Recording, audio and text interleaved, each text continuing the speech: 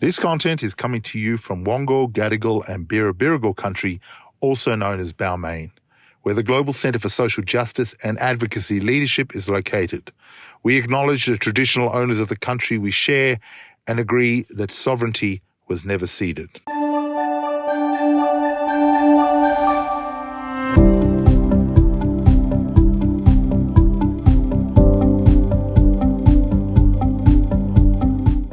Can I firstly acknowledge the traditional owners of the land that we're meeting on today, the Gadigal, Wongal and Birrabirragal people of what is now known as Balmain in Sydney, their elders past, present and emerging. This week is a very important week in our calendar in Australia, recognising Reconciliation Week, recognising the important dates that happen in this time every year where we acknowledge the issues that many of our First Nations faced with regards to the impact of policies that were implemented by government and of Australia as a whole over the last 250 years or so since first settlement. This has been a week of reflection where we acknowledge also the 1967 referendum, the establishment of the overturning of terra nullius and the Mabo decision, which was also celebrated tomorrow. And one of the reasons we thought it would be wonderful to bring Jimmy in today was to have a discussion on another area of the Pacific that is facing the ongoing struggle for self-determination, for sovereignty, and for decolonisation. New Caledonia, or Kanaky as it's known by the Indigenous community in the Southwest Pacific, remains a colony of France. And there is an ongoing struggle for the First Nations and Indigenous peoples of Kanaky for recognition of their sovereignty and for the recognitions of hopefully independence soon. It is wonderful today to welcome Jimmy Naouna to have an opportunity to discuss with us this journey to decolonisation, this journey to hopeful independence. Jimmy Naouna is of Kanak origin, the Indigenous Melanesian people of Kanaky, New Caledonia. He's also a member of the political bureau of Palika, Kanak Liberation Party. The Palika is one of the major political parties within the pro-independence coalition of the FLNKS, the Kanak National and Socialist Liberation Front of New Caledonia. Jimmy graduated with a Bachelor of Arts from La Trobe University, Melbourne in 1994 and has since worked throughout the Pacific, including at the Nuclear Free and Independent Pacific Secretariat in Suva in the early 2000s. He joined the Melanesian Spearhead Group Secretariat in Port Vila in 2010 after a stint in the nickel mining industry in Kanaky, New Caledonia. Jimmy now is a senior advisor on multilateral affairs. This is obviously a very welcome opportunity to welcome Jimmy to talk to us today. And without further ado, I'll hand over to Jimmy to speak for the next 20 to 30 minutes.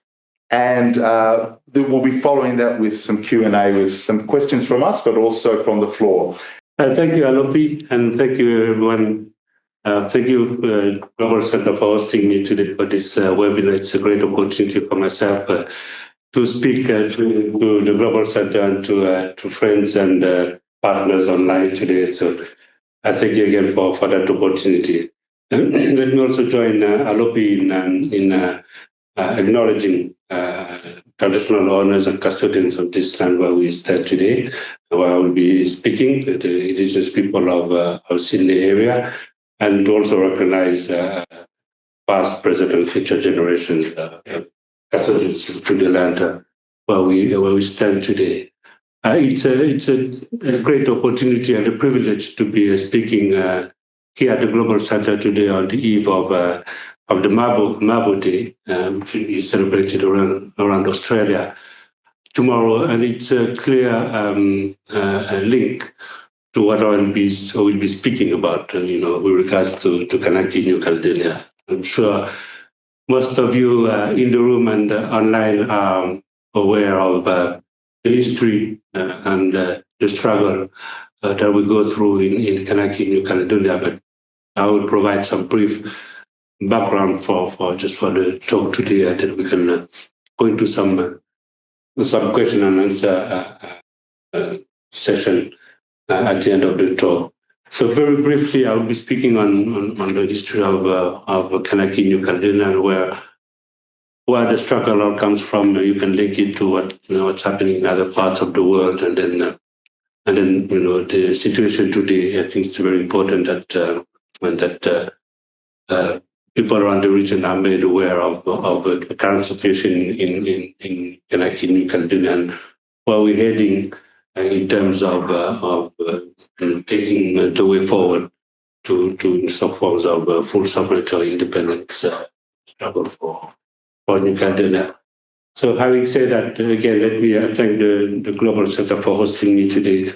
I'll run through a very brief history of New Caledonia from the time it was annexed by France in 1853. Let me tell you all first off that I'm not an experienced historian, so I'll just go through some major dates just to provide some chronology to the struggle of people back home, and then go into some important dates that has marked the history of New Caledonia, where we are today in terms of taking the decolonization process forward. And as Alupi earlier mentioned, it is a struggle among others.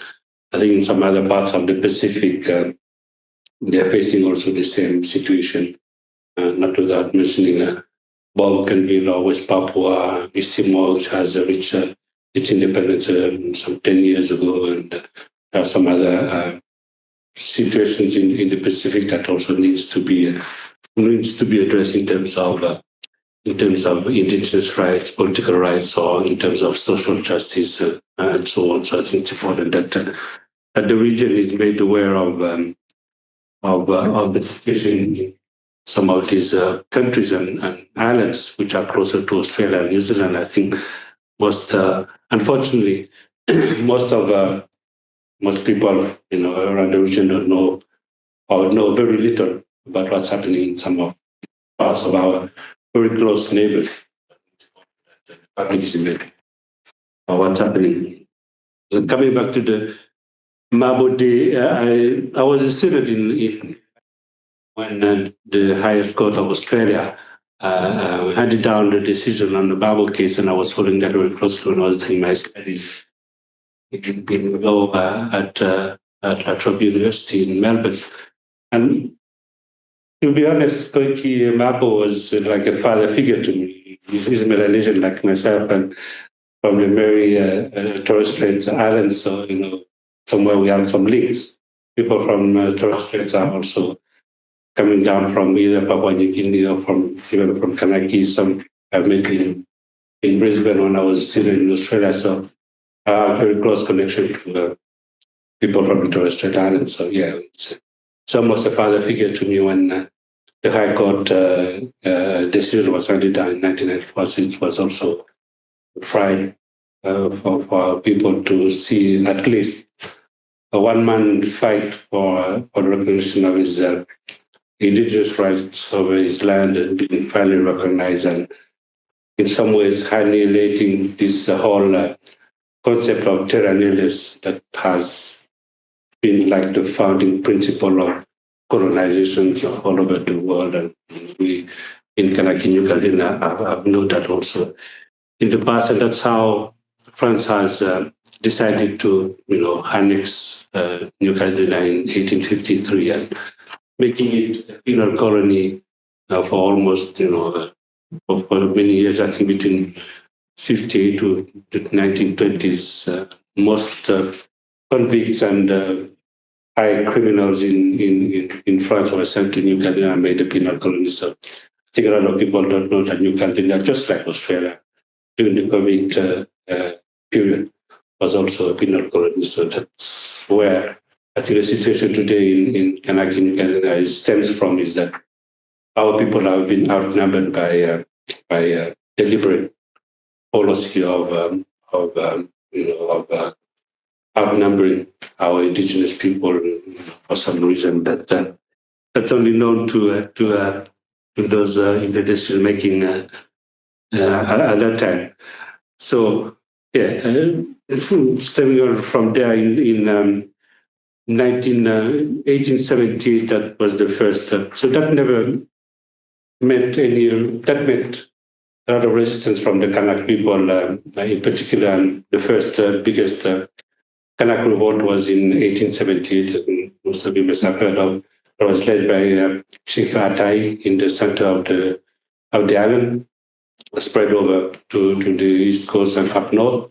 And that was the first big Kanak revolt in Kanaky, and then followed in 1917 by another Kanak revolt, but that one right in the middle of the country, that also spread to both sides, both the west coast and the east coast, and that was led by Chief Noel, also in the Kony area where I'm from. I'm from up north in the middle of the country, and then it made some harsh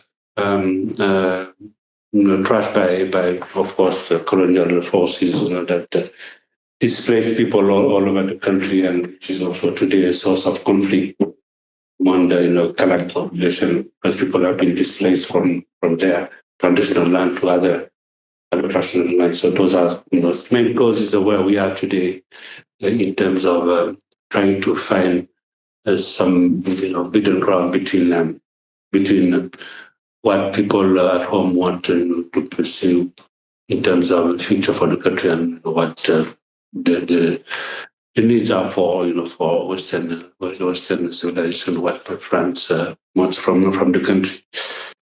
The next biggest resistance we can also date back to was in the 1980s, and that's a very recent one. I'm sure you all have heard of. I think every time Kanaky Caledonia comes on the map is when there's some trouble at home. It happens everywhere. Today we're talking about almost here now, the Gaza Strip conflict with Israel, and every time Ukraine and Russia, every time a country makes it to the headlines when there's trouble at home. So that was happening in New Caledonia in the 1980s.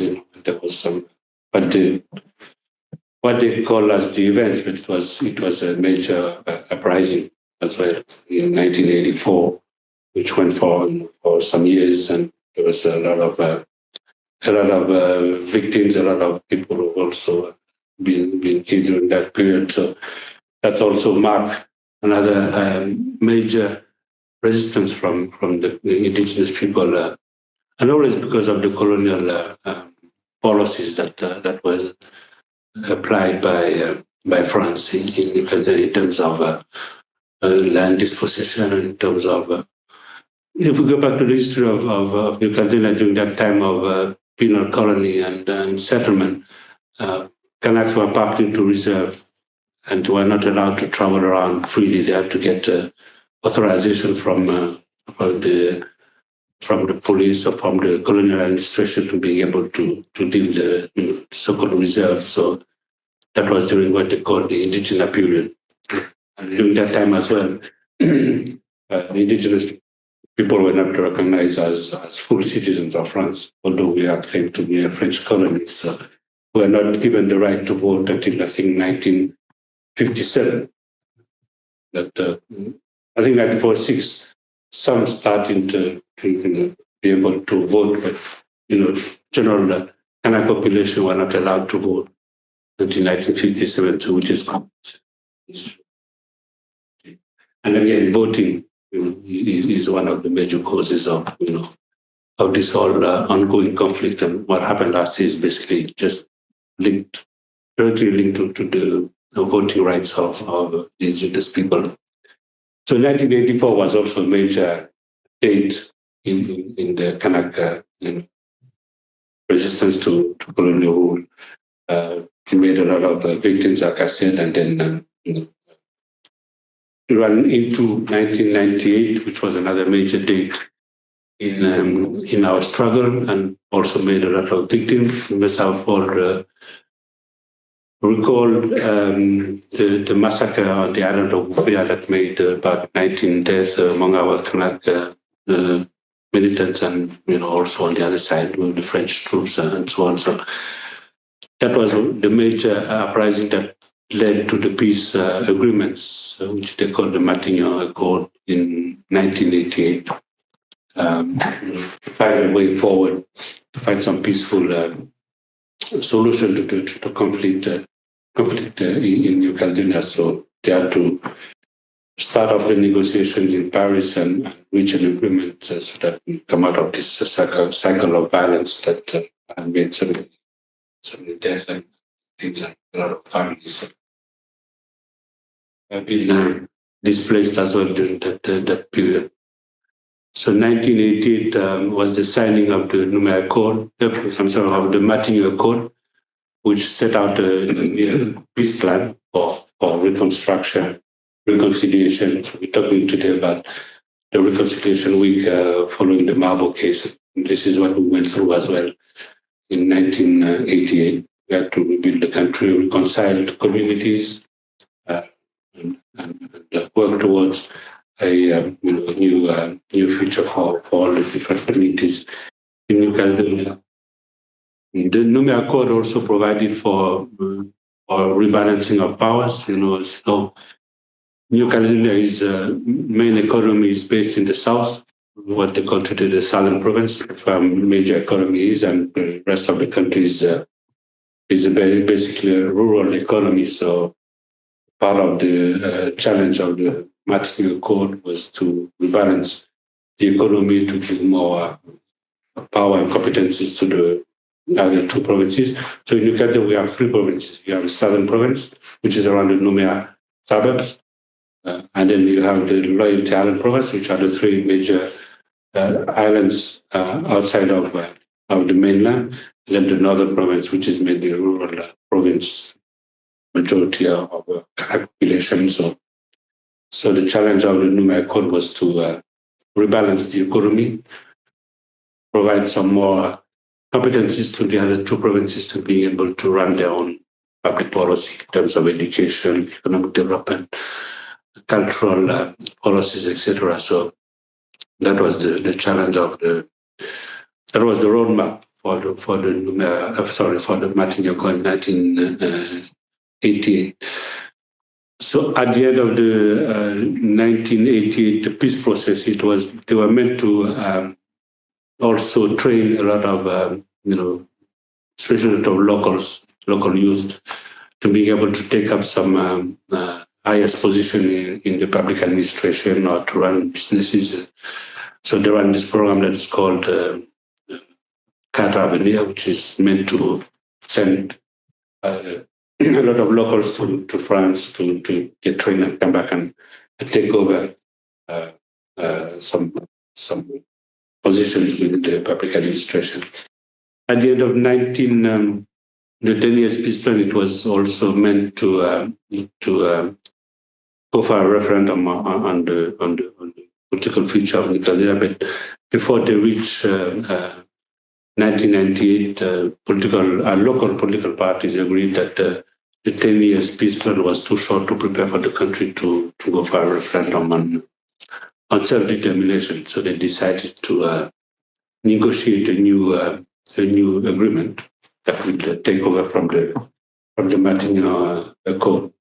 So in 1998, they reached a new agreement, which is called the Nouméa Accord, to again prolong the 10-year period under the Nouméa Accord, the Matignon Accord, so which will continue to prepare the country for its political future.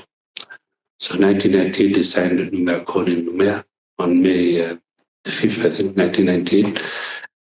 Under the Nouméa Accord, so that's when the genuine decolonisation process was started. So we started negotiating with Paris for the transfer of more powers to So they put in place a local government, plus the three provincial governments. More powers and more competency were transferred from Paris to the local government of New Caledonia. So, like in terms of health, primary and secondary education, culture, economic development, those are some of the powers that have been transferred gradually since the Naouna Accord in 1998. So, which just gives the three provinces the capacity to initiate taxes for revenue or to initiate some major economic projects for their own provinces. Also, under the 1998 agreement, it was also projected that there will be a referendum to be held on the future of New Caledonia, self-determination referendum. And they agreed to 3 referendums to be held on whether New Caledonia is to become fully sovereign and independent or to remain within the French Republic. I think that was the dividing question that was put to New Caledonian citizens. Under the Naouna Accord, there's also that important aspect of citizenship that was agreed to. So whoever had lived in the country before 10 years before 1998 was considered and qualified as a New Caledonian citizen, which also gave only New Caledonian citizens the right to vote in local elections, including provincial elections, and for those 3 referendums that were planned for under the Naouna Accord. So I won't go into details in those the electoral system in New Caledonia under the Naouna Accord, which is quite complex. Even as local people have a difficulty to understand the difference between the different electoral rolls. But just briefly to see the difference, to understand how it works, you have a general roll, which consists of any French citizen living in New Caledonia. They can vote during the presidential elections in France, during municipal elections, local town halls elections, legislative elections in France as well. So all national elections, any French citizen living in New Caledonia is allowed to vote in those elections. So that's the general role. Then you have a specific, what they call a special role for New Caledonian citizens. So those who arrived and lived in New Caledonia 10 years prior to 1998, prior to the signing of the Naouna Accord. Only people of New Caledonian citizenship are allowed to vote in those elections, which concerns the provincial elections, which is held every 5 years to elect the new members of provincial assemblies, the 3 provincial assemblies, whom then they delegate half or a number of them to be sitting in the local parliament, which we call the Congress of New Caledonia. So those are elected, or those are nominated to local parliament from those elected at the provincial level by this a very special citizens electoral role. And then you have another second or third electoral role, which that one is restricted only again to New Caledonian citizens, and those are the electoral role for the referendum, the 3 referendums that were provided for under the Naouna Accord. So the first referendum was held in 2018. That was in the schedule. The second one was to held 2 years after that, so 2020. And then the third one should have been held 2 years later, which would have been 2022. What happened is that 2018, we went for the referendum. So there was quite a margin of difference between those who... So the question was straightforward. Do you want New Caledonia to become fully sovereign and independent, or to remain within France? That was just a clear-cut question, yes or no. 2018, so the result was still quite close, yeah, but about 43% voted voted units. And then we had the second referendum in 2020. The same question was asked again: do you want New Caledonia to become fully sovereign and independent? That second referendum, the difference narrowed down. So we had about 47% voted yes for our country to become fully sovereign and independent. It was very close. And then we were supposed to hold the third referendum in 2022. But we know from our side and the pro-independence groups that had we gone for the referendum 2 years later, we would have passed the 50% threshold. But unfortunately, somewhere between Paris and New Caledonia, it was decided that the referendum would be brought forward to 2021 instead of 2022. And that was right in the middle of COVID. So pro-independence groups and the Africans called for the voters not to take part. One, because we were hit, especially the Kanak population and Pacific Islanders population in general, living in Kenya, were hit directly by COVID. We had a lot of death in our communities. So as you understand, we have this mourning period where we can travel, we can be campaigning, we can be knocking on doors and asking people to go and vote while people are mourning their deaths. So we asked France to delay until 2022, as it was scheduled for under the Mayor Court, to hold the third referendum. But somehow they decided to push it forward, and that's when the result came out. Legally, it was held in the best way they could. So it was legal under French Constitution, but politically it was COVID, and because it was not meant to be held in 2021, but in 2022.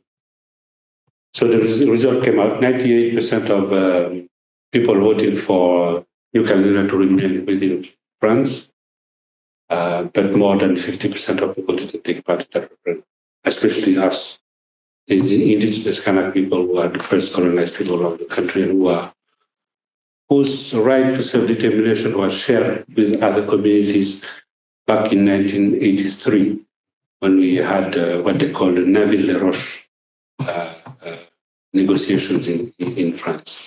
In 1983, the Kanak people, first decolonized and indigenous people, decided to share their right to self with other communities. So we considered that the 2021 referendum was not genuine as per international law and as per UN principles of colonization. But the results are there. 98% voted is no to independence, yes to stay with France. So for France, for the state, the referendum is legitimate. It's legally held as should be. So that's what prompted what happened last year in May, the May crisis. So it all goes back to that. All goes back to the electoral roll, and all goes back to the way the third referendum was held in 2021. Just to come back to the post Martin Accord in 1988. So the Nouméa Accord was signed in 1998. As I said, we had those three referendums. And then in 2021, because of that results of the third referendum, there was a break in the negotiation process between Paris and Nouméa for almost 2 years, since 2021. So we've been advocating for another referendum, for the referendum not to be recognized by the international community. We went to the UN C24. As you know, New Caledonia is on the list of countries to be decolonized at the United Nations level. Yes, so we've been advocating around the region at the Pacific Island Forum with the Malaysian Spearhead Group at the UN level, C24, Fourth Committee, and up to the General Assembly, for the results, at least for the third referendum, not to be recognized, so we can go for another referendum in the best conditions. But yeah, well, that didn't occur, so we are still calling for a new referendum to be held because we don't recognize the third referendum of 2021. So this is what we've been lobbying around the region for that. We were getting support especially from the MSG groups. They're taking up the case with the UN and also with the forum. So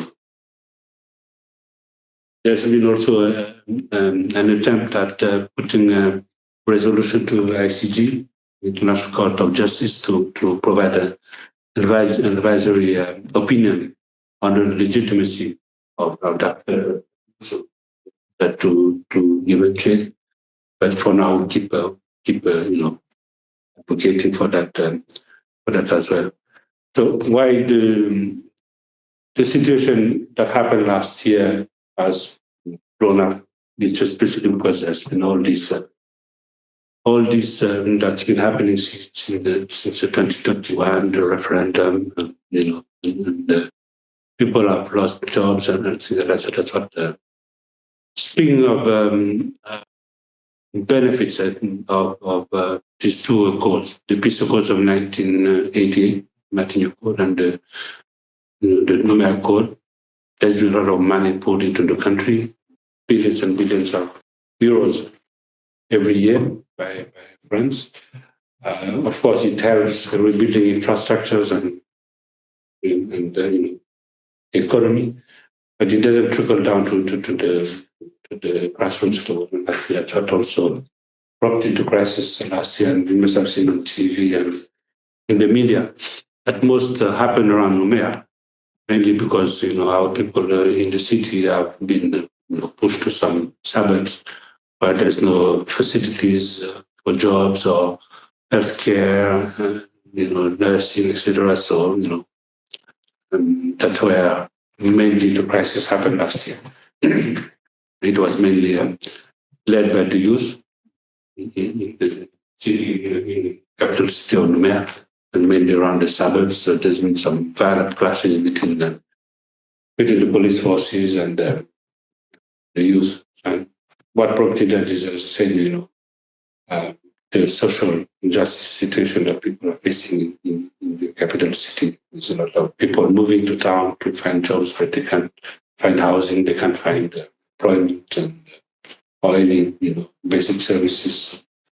So what really triggered the mayor uprising last year is the electoral law reform that was passed in Paris by the National Assembly. And again, we're coming back to the root cause of the situation in Kanaky is that non-recognition of Indigenous people, and the fact that France is still trying to derail the decolonisation process by introducing some new legislation, especially in changing the electoral law.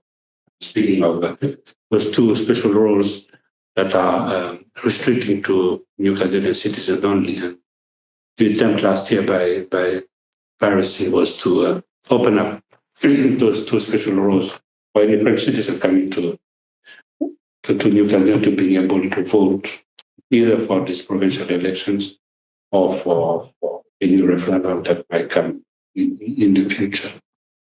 So it's a major threat to us because, one, we've been outnumbered because of this penal colony policy that has been ongoing.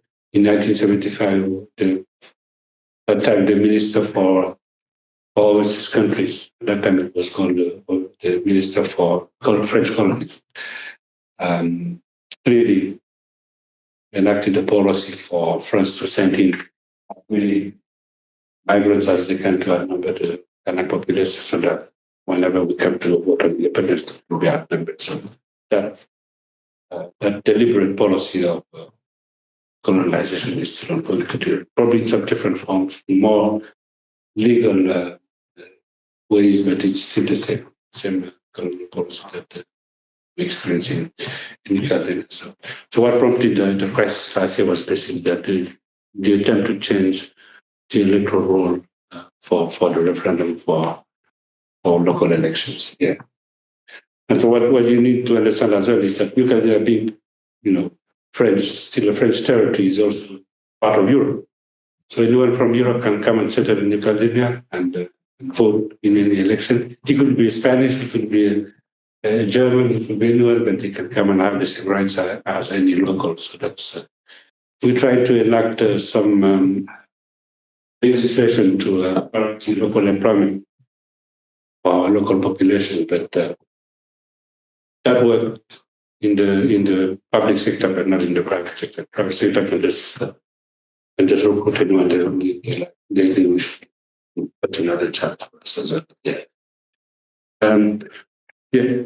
Okay. So we're getting to here now. So after the crisis in 2021, there's been that period of silence between the French government, central, and New Caledonia. So they resumed talks last year, late last year, and then they're continuing this year to try and reach a new agreement.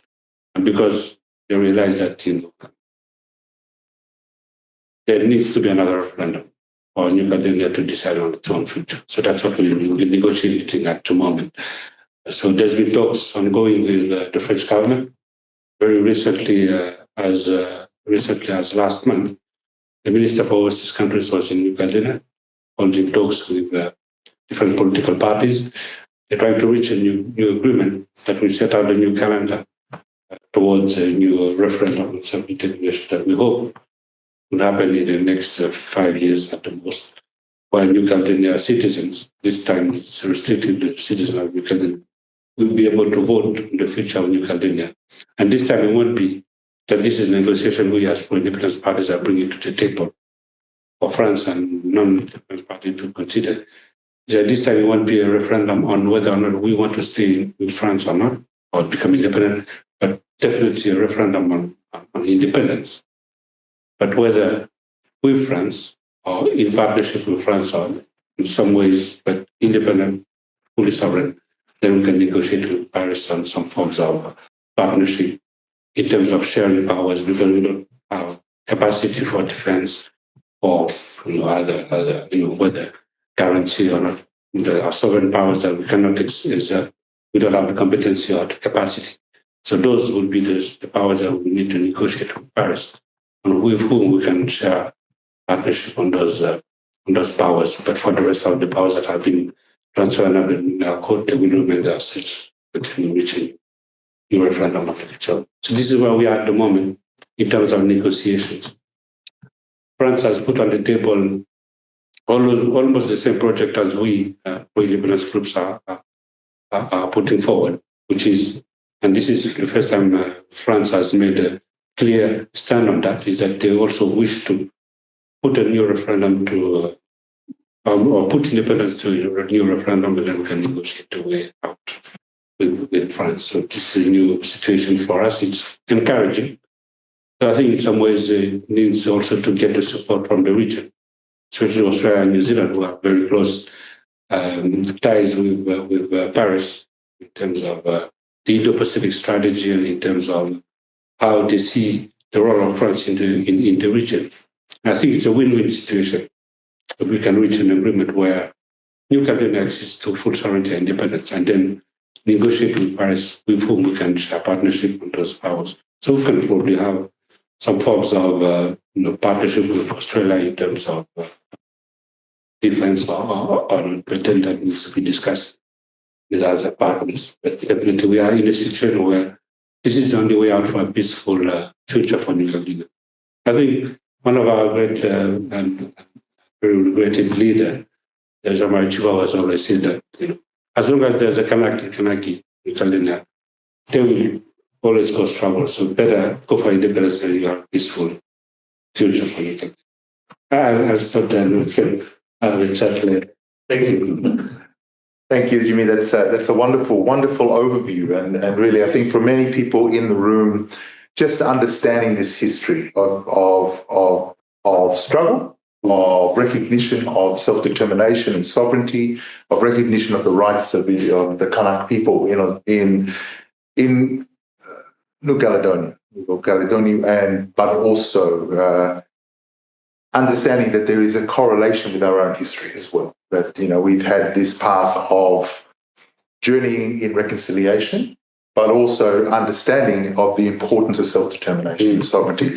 I might throw a few questions, if that's okay, to you that we pre-prepared, which we gave you previously. But if there are any questions that you have that you'd like to ask Jimmy while he's here, please put them in the chat, and I'll throw it to Nicole. Nicole, if you could let me know, and then we'll take it from there. So firstly, I thought I'd start with the question: how do you imagine New Caledonia's role in the Pacific as a new independent nation? And what role would you like to see the rest of the Pacific community, including Australia and New Zealand, playing in achieving this outcome? Yeah, I would say we are a member. New Caledonia is a member of the Forum, Pacific Island Forum. So we've been working closely with the Forum for the past since 2016. So we're part of the regional discourse, on regional leadership, under this 2050 strategy. So New Caledonia is trying to play a leading role in some of these discussions. I think there's definitely a role that New Caledonia can play in the region in terms of leadership. And as you know, we have 90% of biodiversity in New Caledonia. So, we are quite, engaged in and committed to preserve that biodiversity. And we've just, I think, not as recent as a month ago, our local parliament adopted a moratorium on deep sea mining for the next 50 years. So I think that's a leading statement for New Caledonia. I think some of those areas we can play a leading role for the region. Also, I think the region needs to understand that the issue of New Caledonia is not only an issue internal to France and New Caledonia. It's a regional issue.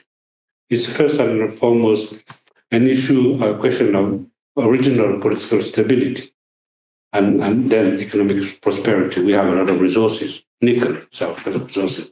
We have marine resources. We have one of the biggest EEZ in the region. So we have a lot of resources to share with the region. So I think what role can Australia and New Zealand and some other countries in the region play? I think they need to step up and play a role, for New Caledonia to reach this agreement where we can come out on a win-win situation, and then they can help New Caledonia, coming out of this crisis. I think there's definitely a role for Australia and New Zealand to play in that area as well, in that space. Yeah. So you talked about the Lumiere Accord, the 1998 Accord de Lumiere, and it attempted to find a path to self-determination and recognition of Kanak sovereignty.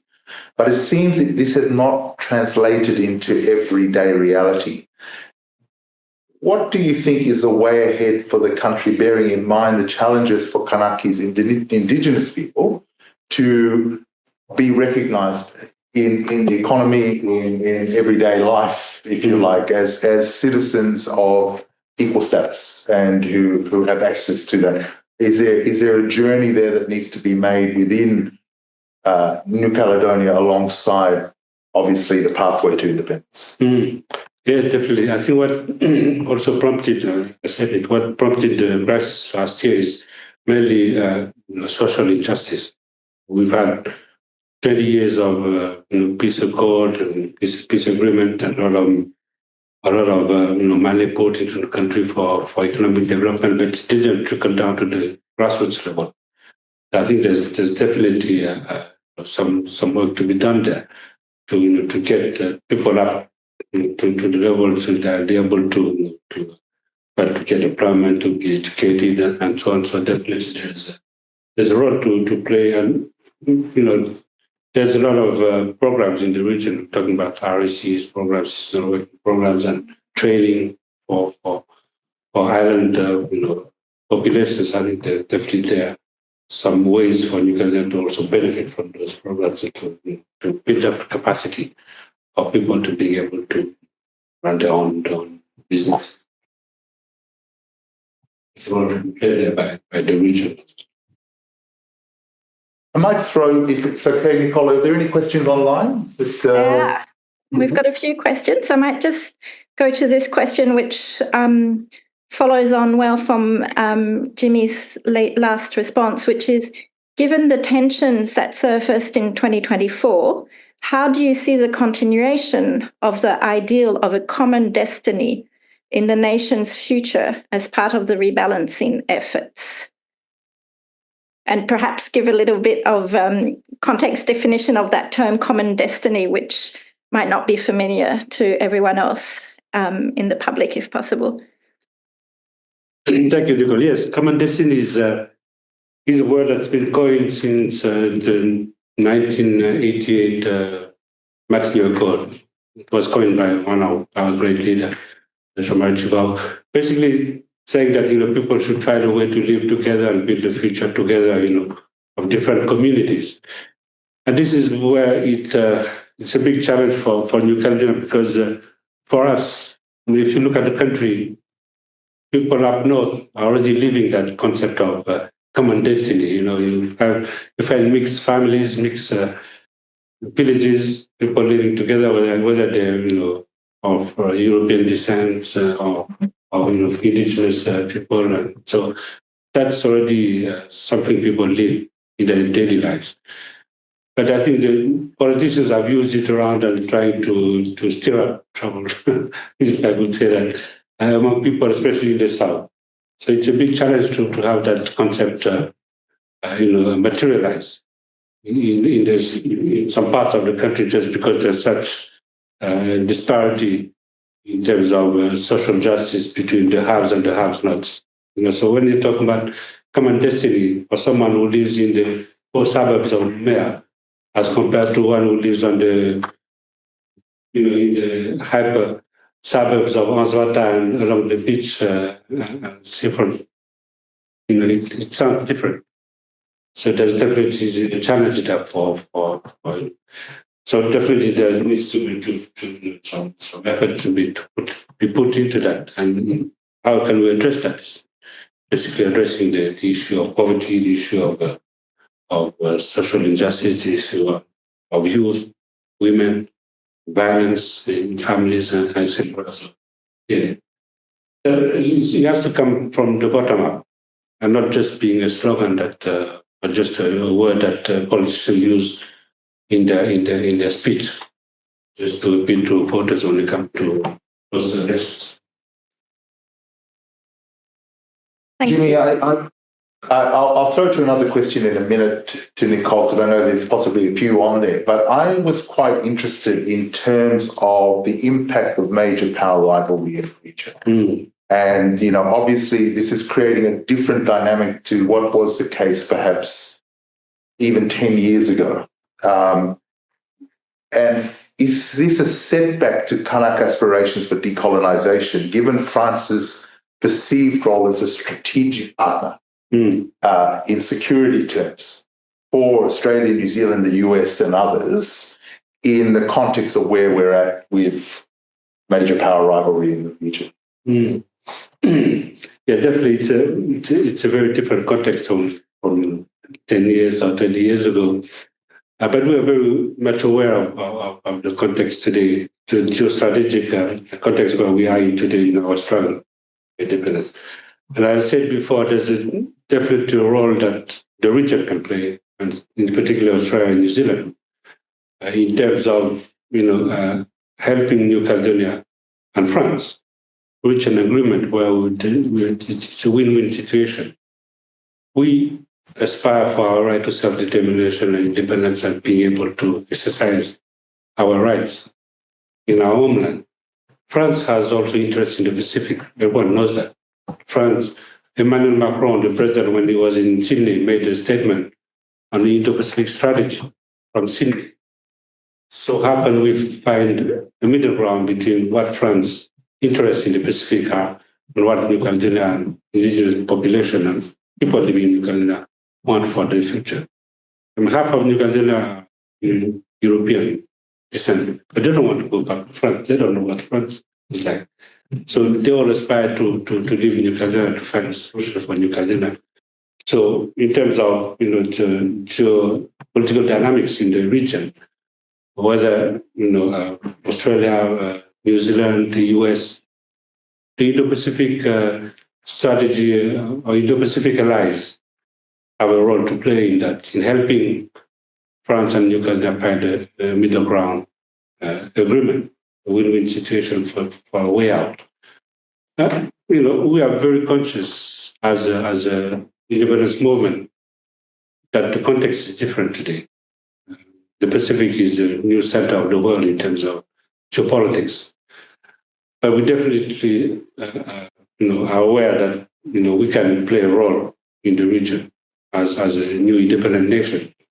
We can reconcile France's interest in the Pacific and what New Caledonia wants as a Pacific Melanesian country in the region. So there's a role to be played there in terms of reconciling the aspirations of the people of New Caledonia, Indigenous and non-Indigenous people of New Caledonia, and France's geostrategic interest in the region with its allies, with Australia and New Zealand or some other major power who are also vying for resources in the region. Let's say things straight here. So I think there's definitely a role to be played by the partners. And I'm talking about, what we hope to take out of this negotiation process, that we go for a referendum, have a fully sovereign and independent nation, and then negotiate partnership with other countries, including France, of course. So those other allies of France in the Indo-Pacific strategy can be also part of that negotiation process, which we have reached that stage where we can then consider partnership with other countries with which we can, share powers in terms of whether different. There's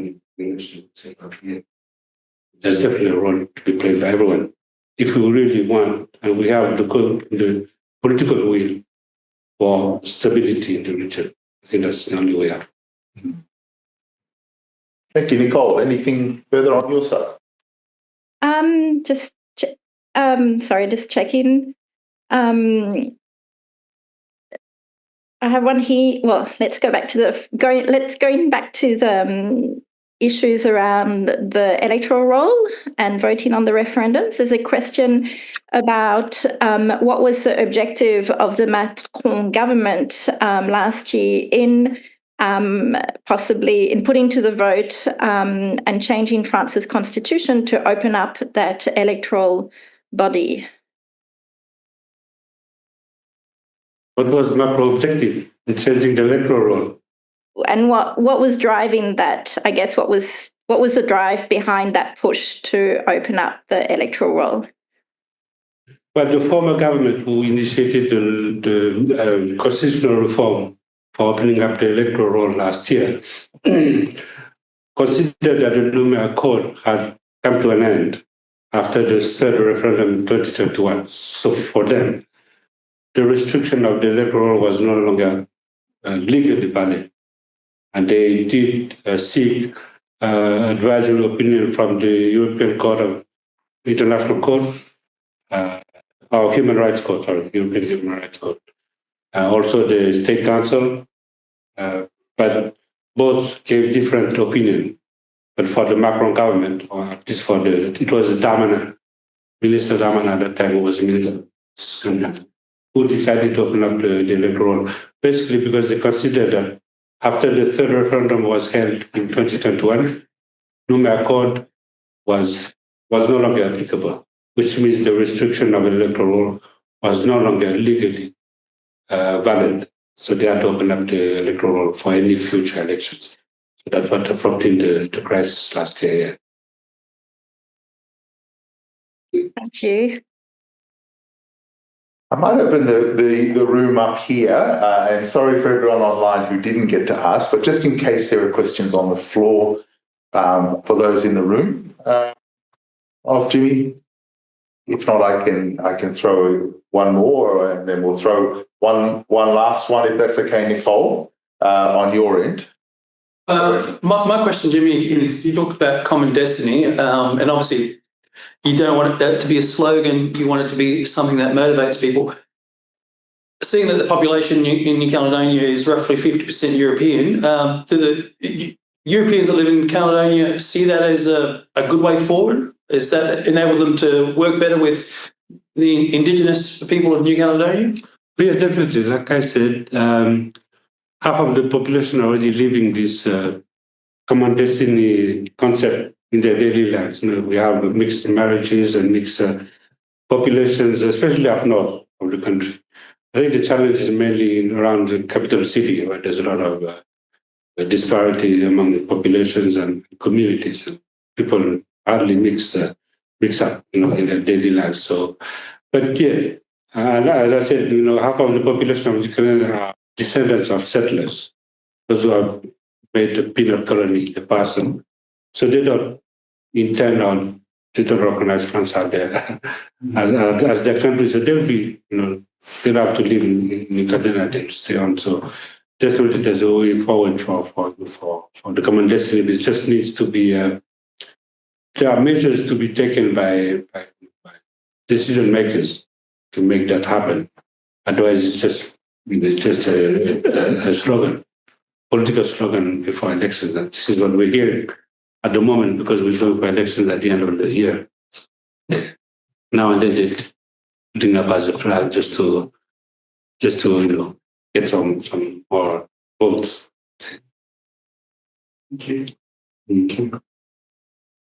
Maybe Nicole? Oh, sorry. I'm just interested to know, you said there's kind of a 50-50 split between probably those who would maybe identify as Kanaky or descendants, origin, etc. At a parliamentary level, is there a very strong voice? Is there 50% voice that is really pushing for probably the things you've spoken of today, or are you fighting against a government that is probably more built on descendants from penal colony descendants as such in Kanaky, New Caledonia? I think gradually there's a lot of non-Kanak, non-Indigenous people who are now leaning towards the country to become sovereign or independent, and then then we can negotiate partnership. And if you look at the result of the three referendum, like I said, the 2018 one was there was still some gap between those who voted to remain in France and those who voted to become independent. It was a clear-cut question. Then the second referendum in 2020, it was a closer. The result was. So had we gone for the third referendum in 2022 as it was scheduled, I think we would have passed the threshold for the country to become independent. So which means we, the Kanak population, I think we make up now about 45% out of the whole population of Caledonia. So that result doesn't come only from the pro-independence Indigenous people. We are now gathering a lot of support from non-Indigenous, non-Kanak population. And clearly people are now just, the current negotiation process between Paris and New Caledonia, even some pro-independence groups are now calling for New Caledonia to go for independence. And then we can decide with France where we go for that. So yeah, it's attracting a lot of support from other communities. Probably an add on. Oh, sorry. I might just throw to another question online if that's okay, and then we'll come back. Yeah. Nicole. Thank you. I think Jimmy's already covered a few of the other questions. So I'd like to go to this one, which is, in your opinion, is the current primary, secondary curriculum at school doing enough to foster the learning of Kanak knowledges and languages, and I will add history, to help address inequities and inequalities inherent in the nation's society?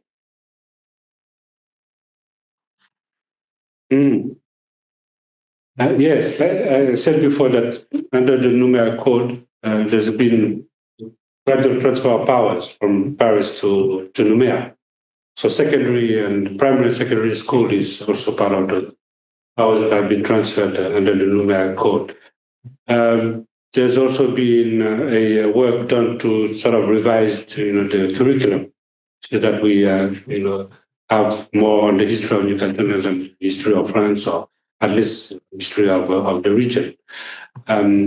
Also, Kanak language been introduced in some primary schools around the country. So they have the choice. We have 38 languages. I think about 4 are taught in primary school and up to university, or at least up to college. But it doesn't, like I said, we have the challenge of also having the 3 provinces where they have the power to decide the curriculum in their own province. So like, the southern province, which is majority non-Indigenous, or at least those in decision-making, sort of refrain from introducing those Kanak languages in their curriculum at primary and secondary level. So it's a challenge, but it's been endorsed by the local parliament. One thing to know as well is under the Naouna Code, our local parliament can pass laws. So those are already been endorsed by the local parliament. It's just a matter of having it translated into the curriculum by each provincial government. So that's another challenge. I might ask Barry, if you can ask your question, Rosalind, if you can ask your question. And ask Rosalind. Yep. I just wanted to ask, I think just in regards to, because I know that, sorry, I'm going to get emotional just because this is always really sensitive things to talk about. I know that the Kanaky people are really spearheading this movement across the Pacific, which is so beautiful. I also just wanted to ask about other French governed islands in the Pacific, such as Uvea and Futuna and the Maui Kingdom. Do you feel that they will also be following along with this journey as well? And do you feel that the French government is probably concerned that they will also want to become independent as well? Yes, we work closely with our brothers from Tahiti Nui. Whenever we travel to the UN delegation, they're looking closely at the decolonization process in Caledonia, because they want to have the same in French Polynesia as well. Just as recently as last week, they were in Dili for the C24 seminar on decolonization. And I think French Polynesia, our friends from Tavini, the pro-independence party in Tahiti, asked to host the next C24 seminar in Tahiti, but France didn't want to, so that's another challenge for them. Yes, definitely, I think France is concerned that New Caledonia can proceed, but I think it's in their best interest. French Polynesia has been put back on the UN list to be decolonized in 2013.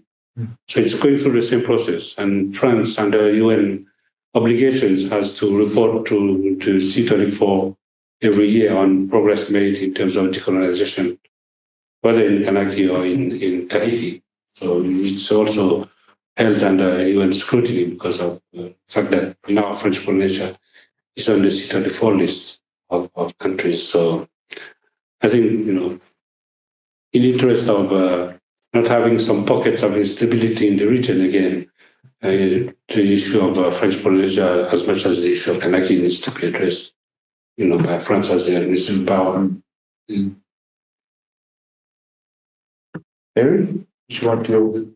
Well, I think mine was kind of an extension of Aloki's earlier about the changing global unrest, and how the Pacific is obviously a strategic point and has this made it more difficult in the struggle for decolonisation, particularly for France having a foothold in the Pacific and wanting to retain that.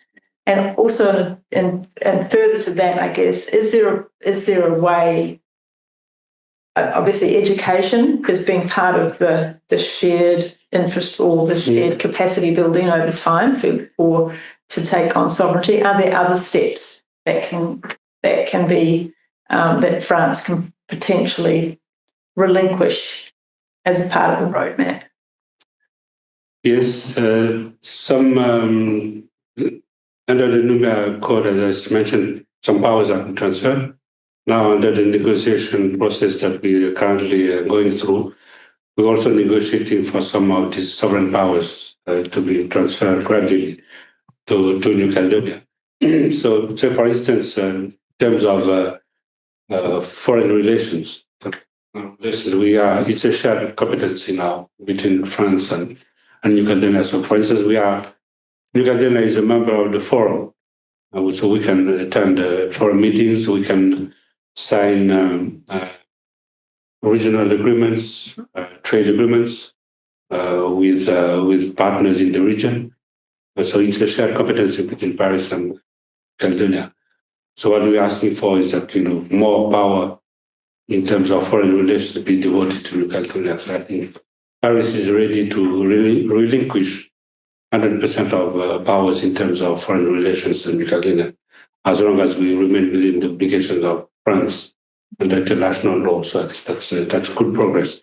There are some other powers that can also be relinquished gradually to New Caledonia in terms of research. For instance, research. We have competency in terms of tertiary education, but not in terms of research. And universities, research comes under universities, so it's a challenge for us, to be not being able to doing research in some areas because it's under New Caledonia has competencies. So those are some powers that can be relinquished totally to New Caledonia to progress in the process as well. Can I also, before we finish up, thank everyone, and I forgot to mention, this is the first event for the newly renamed Edmund Rice Centre, which is now the Global Centre for Social Justice and Advocacy Leadership, and thus the reference by Jimmy to the Global Centre. Thank you, Jimmy. But we're very, very pleased, and this is a wonderful first event. It's been amazing to have you here and to really have you speak at such an important event for us as well, as part of our journey. But maybe, Damien, if I can throw to you to close the meeting and thank everyone on behalf of the Centre.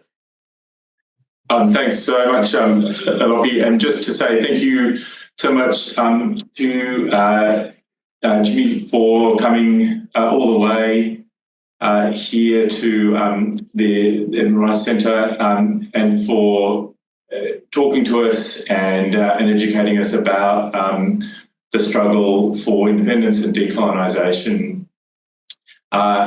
And we just want to pledge our solidarity to you in that struggle and to thank you for all the work that you do and the fight that goes on. So thank you for all of us here, and thanks to everybody who participated today, to Lobby and to everyone else who asked questions. Thanks very much. Thank you. Thank you. And so with that, we will close the session, and a big thank you to everyone again from myself for attending today. This will be recorded and has been recorded, and we'll be releasing it as part of our YouTube channel. Can I encourage everyone to go and join our social media and join our pages, because we update regularly on LinkedIn, on Facebook and other things to some of the work we do, including this event. And it's also an opportunity to share some of the other stuff we're doing. And can I say that we've done some great interviews recently on our podcast. The most recent one being Katie Kiss's interview as Human Rights Commissioner in this week, Reconciliation Week, where she speaks on the journey for Aboriginal people and Torres Strait Islander people in Australia in terms of social justice and human rights. So without further ado, thank you all. Encourage you all to come on, and of course, give to the centre if you can. Okay. All right. See you there. Thank you for being part of this important conversation. The journey towards a more just world doesn't end here. It starts with each of us. Stay engaged, share this message, And if you're able, support the work of the Global Centre for Social Justice and Advocacy Leadership by visiting donate.erc.org.au. Your support drives real change. Until next time, thank you and goodbye.